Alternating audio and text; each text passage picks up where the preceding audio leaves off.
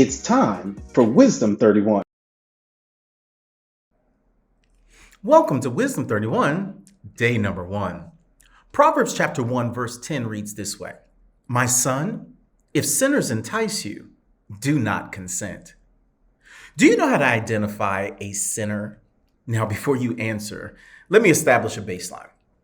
We live amidst a culture which is quite apt to point out the speck in the eyes of others while seemingly missing the plank in our own. With that said, let's expand our understanding of sin. At the core, sin is that which separates us from our Creator.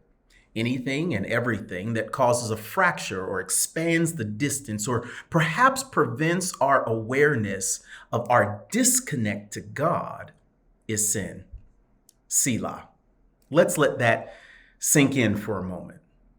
Solomon opens this book of time-tested wisdom by encouraging us to consider not simply sin, but those who entice us away from our Creator. Can I ask you a question? Who is in your life currently that plays a consistent role that draws you away from God? Now, I'm not talking about those whose sins may be evident, as much as I am challenging you to think about those that are preventing you from seeing God for yourself.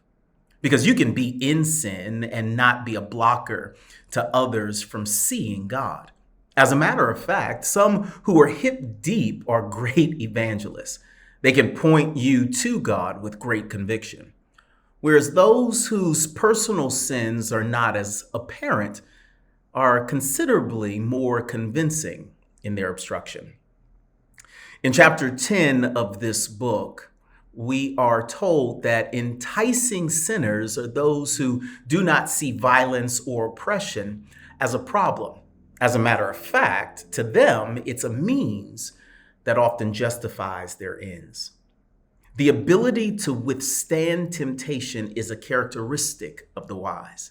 In contrast, the fool enjoys doing wrong. Solomon writes in chapter 10, verse 23, doing wrong is like a joke to a fool, but wisdom is pleasure to a man of understanding.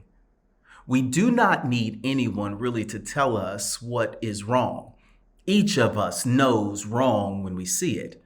Therefore, may our time over the next 31 days re-engage us with that part of us that desires to be one with our Creator.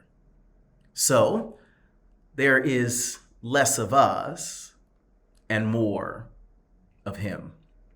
With that said, we normally sign off each day with 2 words: be wise.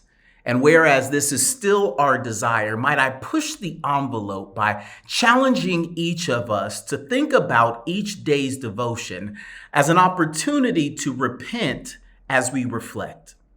That as we grow in wisdom, we also desire to grow closer to our Creator by requesting a removal of anything that might be considered sin. Be wise.